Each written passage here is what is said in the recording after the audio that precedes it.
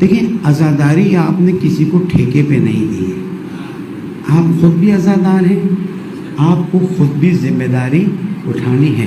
Number 1، آپ کو ممبر check کرنا ہے، بانیان کو میرا مطلب ہے کہ ممبر پر کون بیٹھ رہا ہے۔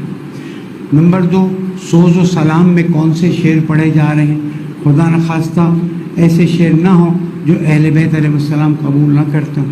نمبر 3، انتظامات میں آپ VIP نہیں ہیں، آپ خود بھی انتظامات میں شریک ہوئیے۔ یہ ثواب ہے، دریا لگانا، چاندنی لگانا، کچرا تعجب ہے، عزادار اور کچرا پھینک دے ہمیں قبول نہیں ہے، جلوس میں کچرا ہمیں قبول نہیں ہے۔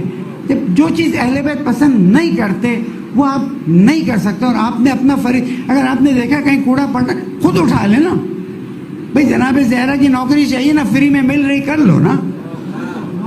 نہیں، میں تو اپنا ناک اوپر کر کے جاؤں گا نہیں۔ عزاداری پوری کی پوری خاتون جنت کی نوکری ہے۔ کوئی اسکاؤٹ بنتا ہے، کوئی سیکیورٹی کرتا ہے، کوئی مجلس پڑھتا ہے، کوئی سوس پڑھتا ہے، کوئی اناؤنسمنٹ کر، پورا یہ پیکج جو ہے یہ نوکری ہے جناب خاتون جنت اور اہل بیت علیہ السلام۔ جتنا ہو سکے مجالس میں شرکت کیجئے، جتنا ہو سکے بچوں کو پیار سے لے جائیے، فیسیلیٹیٹ کیجئے، تاکہ بچے مکتب اہل بیت علیہ السلام سے بہتر آشنا ہو جائیں، اور ایام عزا ختم ہونے پر ہمارے بچے اہل بیت سے زیادہ نزدیک ہو جائیں۔ انتظامیہ سے درخواست ہے کہ ذرا یہ 2 نمبری لوگ جو حرکتیں کر رہے ہیں ان کو کنٹرول کریں، اس لیے کہ اہل بیت کے چاہنے والے اگر ایک وقت اپنے حق کے لیے کھڑے ہو گئے تو پھر ان کو بٹھانا بڑا مشکل ہو جاتا ہے۔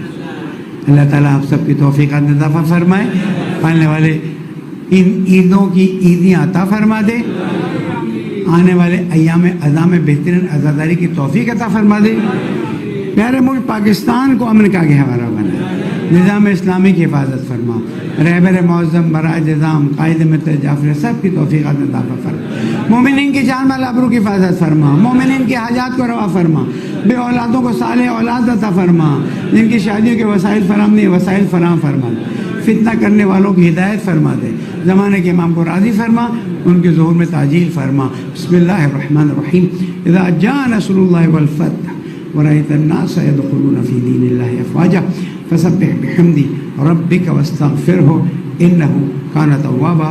صدق الله العلي العظيم۔